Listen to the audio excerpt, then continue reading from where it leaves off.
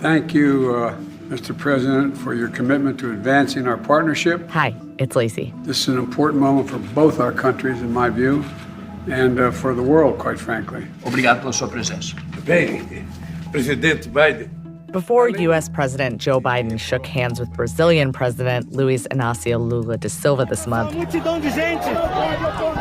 the riots that broke out at the country's capital, demanding he step down, and before thousands of people came out to cheer his inauguration, Lula addressed his political allies on the campaign trail. In the tape, he paces a well-lit stage in a black suit and a shirt with no tie. There's a panel of experts seated behind him. I want to tell you all that if at the end of this mandate in 2026, every Brazilian is having coffee, lunch, and dinner once again, I will have fulfilled the mission of life. And as he speaks about hunger in Brazil, he breaks down in tears.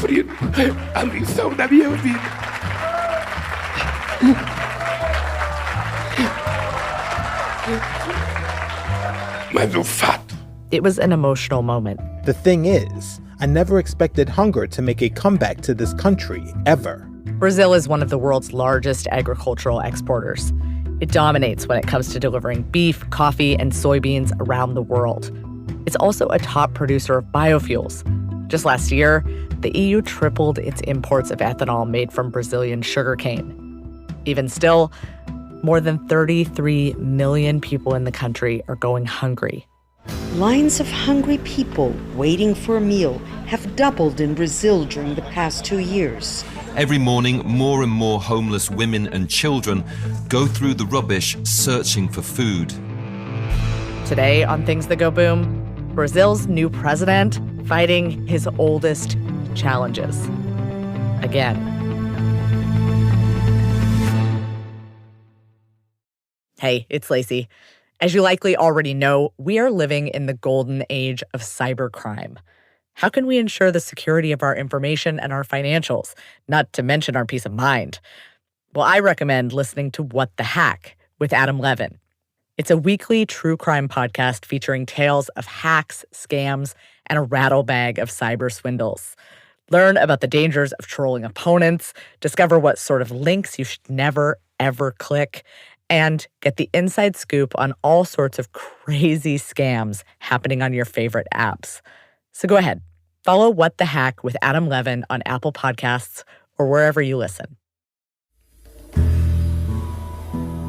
There is a lot going on with Brazil right now. So there is so much we could get into on this show. You've got Bolsonaro hanging out in Orlando, eating KFC. Jair Bolsonaro is reportedly living in Florida. Local supporters stopping by to try and see him. Welcome to America. You can stay here as long as you want. There's the ins and outs of President Biden's meeting with Lula. Brasil país em que o povo gosta de paz. Brazil is a country that people enjoy peace, democracy, work, de carnaval, and carnival.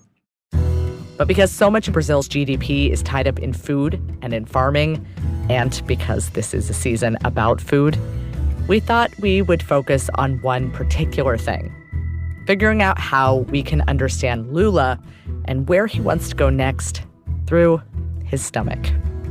And so we thought we'd start, as you do, by asking his friends. Our main priority for 2022 was to elect Lula. When Cassia Bechara learned that her group, the Landless Workers Movement, had helped Lula win his election against Bolsonaro, it was a huge relief.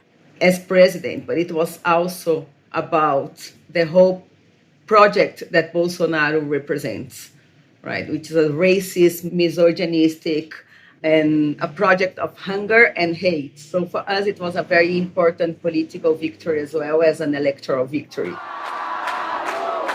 We put all our efforts and strength and people in the streets for that. The Landless Workers, or MST, were founded almost 4 decades ago to pressure the state to confront the country's huge land inequality. Our main task is to show people in Brazil and worldwide that it is possible to feed people in a different way.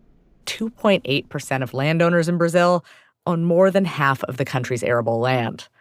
The MST hopes to force Brazil's government to shift farmland that isn't being used properly by big agribusiness into the hands of small local farmers. The Brazilian Constitution says that every land, private or not, must fulfill its social function. And by social function, the Constitution says it needs to produce a minimum level which is determined by the government. Second, it needs to comply with environmental law. Third, it needs to comply with labor law. Any land which does not follow one of those requirements must be bought by the state and given for agrarian reform. One of the biggest ways that the MST does that is by taking over fallow pastures controlled by the biggest landowners and either invading or occupying the land, depending on how you see it. What we do when we occupy, not invade, when we occupy a land, is just to show and to make pressure under the government to follow what the Constitution says. But the only way to make agrarian reform really to materialize in Brazil and to get out of the paper and to be implemented in practice is through people's struggle. So when we occupy a land, we just say to the government, please come here, do your job, and give it for agrarian reform. 3 years ago, reporter Michael Fox went out to one of southern Brazil's largest land occupations in the hillsides of the state of Paraná. It's in an area, the MST was already very well organized. There were many settlements nearby, and this occupation itself was very well organized. They had a really set up school with roughly 400 kids studying there, and this is the reason why I wanted to go specifically to this one. Bolsonaro had recently been elected. He called the MST, the Landless Workers Movement, terrorists. He had said we need to shut them down, make them illegal throughout the country, and in particular, he wanted to close their schools. So Michael went out to see some of these schools. And what he found was kids learning. There's no smart boards or TVs and iPads or whatever else. So the kids are doing and working with what they can.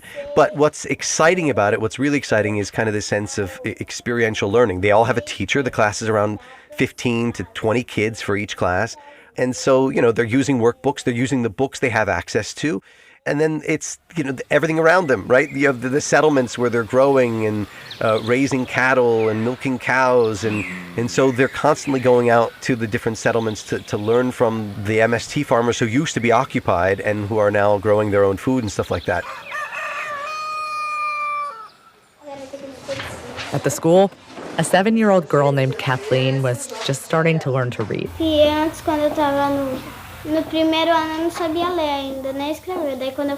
When I met her, she was in second grade, and she was just learning to read and write.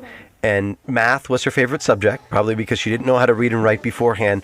But she said, I love math, but, I love learning to read and write. It's amazing. And she's doing really well. The kids are all reading in their schools, and they're advancing. And her mother, Rosângela, was just overjoyed. She went to one of these schools herself. She knew how important it was for her. And one of the things that Rosângela just kept repeating to me was how different these schools are. The sense of community and the sense of collectivity amongst the students. Rosângela grew up on another MST occupation with her parents.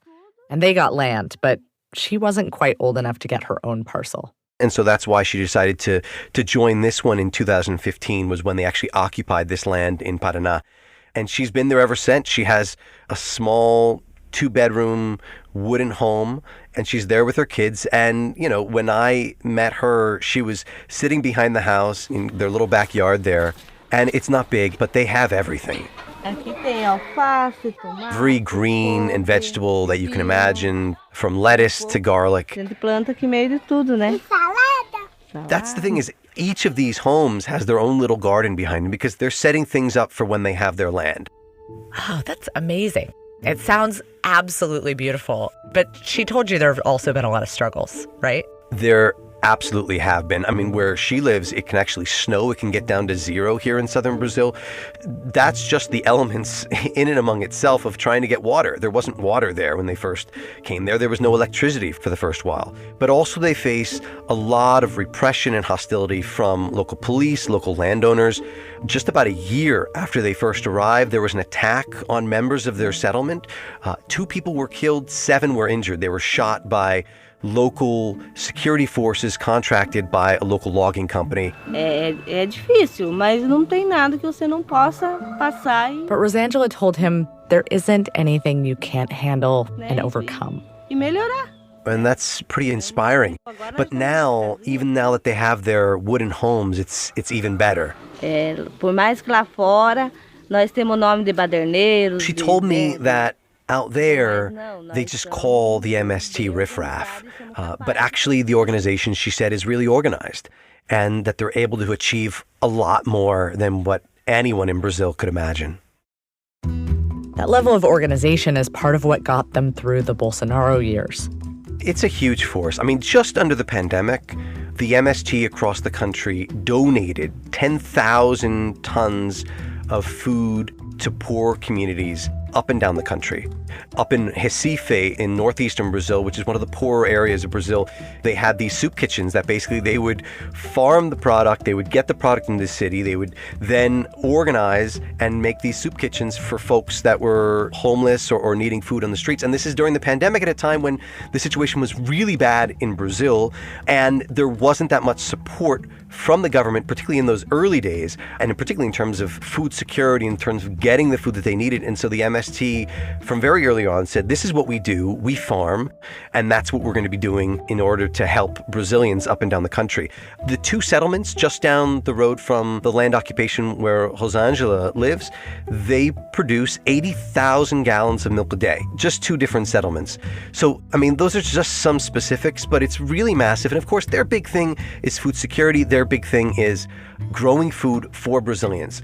Obviously, Brazil is the largest exporter of soy, the largest exporter of beef in the world. And their whole thing is we need to have land to produce food for Brazilians. No one should be hungry.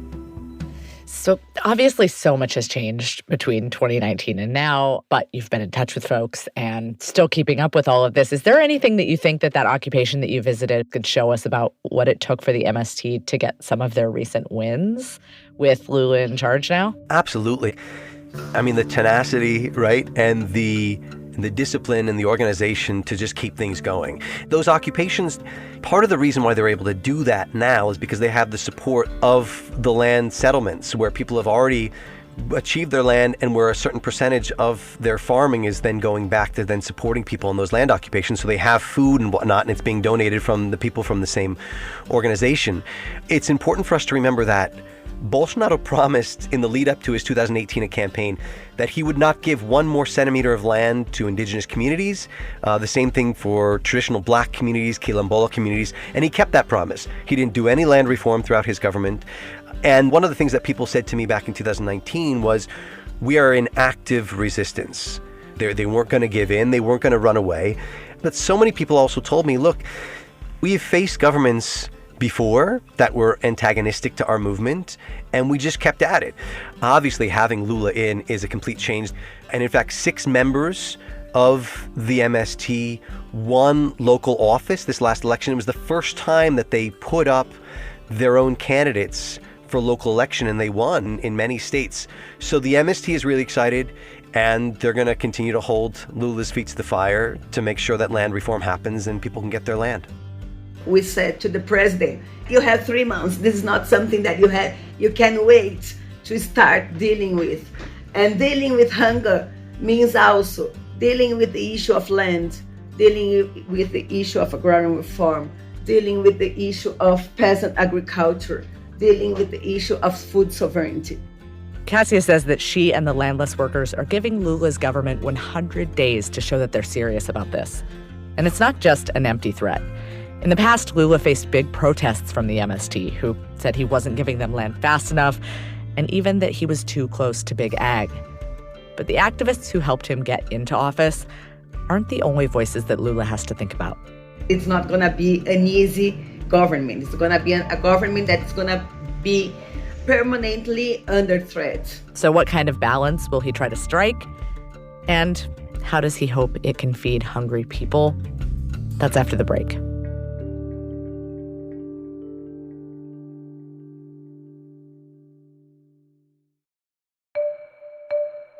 To understand why ending hunger is so important to Lula, you have to understand Lula's life up to now. This is somebody who's been through a lot in his life. He left the Brazilian Northeast, which at the time was a very underdeveloped region, to go to São Paulo with his mother, who was looking for some opportunities. That's Fabio de Silva, a professor of international relations and Brazilian studies at the University of Oklahoma, who's followed Lula closely. He grew as this metal worker with a limited education and suddenly realized that he had great leadership skills, and he built a union and he built a party, and he became the first working class president in Brazilian history. Fabio says that before Lula's first term, he made a promise to Brazil's Congress. He was going to make sure that Brazilians could eat 3 meals a day. And by the beginning of his second term, in 2007, some of his efforts were starting to pay off. The Bolsa Familia, which is the main instrument of the Zero Hunger or Fome Zero program, which was received by the poor communities and criticized by some privileged sectors, had two effects. On the one hand, it helped many people rise out of poverty, and it also contributed to making our economy more dynamic and more balanced. Brazil would go on to keep fine-tuning a mix of cash transfers, social programs, and cheap local food in schools and cafeterias. Supply contracts meant that groceries for school lunches would come from nearby farmers, making it worthwhile for those farmers to grow vegetables instead of corn. In other words, Lula had big plans for his second term. And Brazil was riding high, enjoying a global commodities boom. At what time in our history have we seen a confluence that has been so favorable and auspicious? I like to say that Lula has both the virtue and the fortune, right? Using Machiavellian terms. During his first 2 terms, we had the commodities boom, especially driven by the Chinese growth that happened in the 2000s. So for a country that exports a lot of agricultural products, but also other raw materials, it was a great moment for Brazil. When you have that surplus in your trade balance, you have more resources that you can employ, not only in social policy, but also in economic development. And that was the virtuous cycle that Lula had in his favor. Brazil used the money from the economic boom to pay for more social programs. And a healthier working class made Brazil a better place to do business. Not only was he able to put together this social policy that was very effective, but also the economy was undergoing a good moment, which translated into jobs creation. All of this meant that the president, who was once a kid going hungry in the sticks, was now making the fight to feed people a major part of his international image. By the time that Lula left office in 2010, he had an 80% approval rating. And a year later, his handpicked successor was carrying on the torch. The country started a Center for Excellence with the UN's Food Administration Organization. And they reached out to countries like Haiti to share how ending hunger could be done. Some of the social policies that the government had adopted were exported. I mean, we had public servants from Brazil traveling to all these countries to teach people in other countries how to put together their own social policies. By now, it's probably clear. For Lula, food isn't just a domestic issue. It's a way to stake out Brazil's vision for itself on the global stage. And his personal story ends up connected to food in a way that you might not expect. A way that brings us up to Lula's lowest point. During his first 2 terms, while he was supporting small-scale local farmers, he was also thinking about how to grow the country's agribusiness. One of the ways that he tried to do that was with a nationalized fertilizer program. Fertilizers was one of the main things that they had in mind precisely because of the role that Brazil plays in the global food industry. I mean, it's a country that exports so much, and it needs to be more self-sustainable. So what they did was to use Petrobras, which is this national oil company, to develop a local industry on fertilizers. And there was something that was very unfortunate, which is the fact that Petrobras was caught in this big anti-corruption investigation called Lava Jato. It was called Operation Car Wash.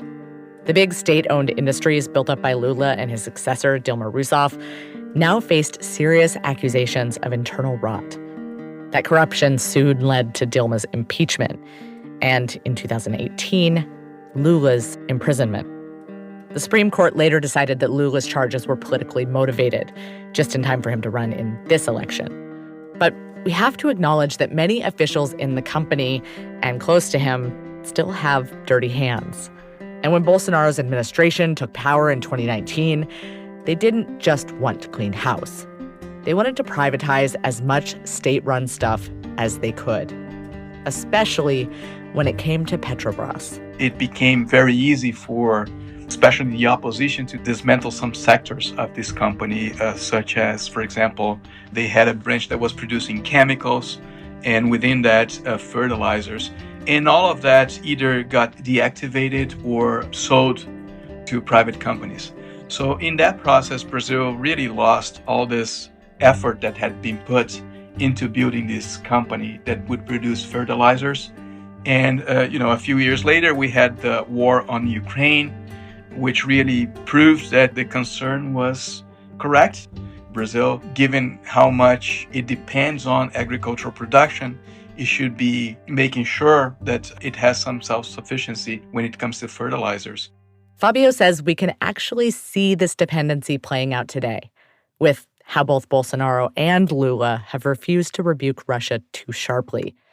Russia is a major fertilizer exporter around the world, including to Brazil. I think it definitely plays some role. If you trace this back to the history of Brazilian diplomacy, I think the reason goes beyond merely economic interests. It's really how Brazil wants to be represented in the global world order. But it's important not to just chalk up this approach to sheer pragmatism. This is about a deeply held belief of Lula's that Brazil is best off not just hitching its wagon to one superpower, but holding its own as a middleman in a multipolar world. Listeners may remember that Lula, when he finished his second term in 2010, he was really a global icon, right? He was able, for example, to work with China, Russia, India, and South Africa to build the BRICS as a new bloc, negotiating the terms of global governance and so on. Before President Obama was able to cut a deal with Iran on nuclear issues, Brazil had actually facilitated a conversation along with Turkey and Iran that had led to a first version of a deal. And he actually had this idea that global South countries should occupy more of a central role in global conversations. But that vision of Brazil as a great mediator will likely be a tougher sell than it once was, both at home and abroad. A lot has changed since Lula first left office in 2010. Tensions between the United States and our competitors have reached a heated pitch. Oh my God. China's angry that the U.S. shot down its balloon. Suspected Chinese spy balloon. Spy balloon passing over the United States. The Biden-Harris administration responded swiftly to protect Americans and safeguard against the balloon's collection of sensitive information. And selling your nation as the great middle ground kind of depends on things at home being great. But things aren't going as well as 13 years ago. Brazil's GDP is growing, but that growth is expected to slow over the next 3 years. Journalist Fabiane Menezes says that the low price of Brazilian currency makes sending things like beef out of the country even more key for the economy, while importing food or farming equipment gets more expensive. Despite the high prices of commodities and everything, the exports right now, they are not translating into growth as they did in the past for the country because of the devaluation of the currency. The production costs are also higher. The country's social support net isn't what it used to be either. Many of the programs that made Lula famous were dismantled under Bolsonaro. Almost 700,000 people in Brazil died during the pandemic, an official death count second only to the United States. And Brazil's lawmakers spent a lot on emergency COVID funding. So the country is broke, which matters because Lula has two main tools to fight hunger in Brazil. You can fund more social services, and you can pass new policies that fuel local food. Fabiane told me that the president can't do either alone. The part of the Congress is huge, and Lula does not have a majority to easily pass important bills. For example, the new agriculture caucus, the politicians in the House, they are very much formed by the opposition. And they are already talking about reversing some of the changes that the government implemented in its first month.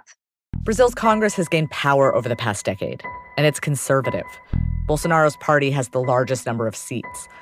To keep them from trying to drive the bus, Lula has to court parties on the center-right and make concessions that he might not always like to make. It's just one more interest that Lula will have to juggle as he stakes out Brazil's image and his own as the great mediator. And it will be tough. But as Fabio points out, Lula's dealt with tough before. He was prosecuted, he was incarcerated. I, at some point, believed that he would die in jail, but he was able to turn this around and make a fabulous comeback to politics. And I think what he's doing now is to create a space for the country to rebuild its democracy.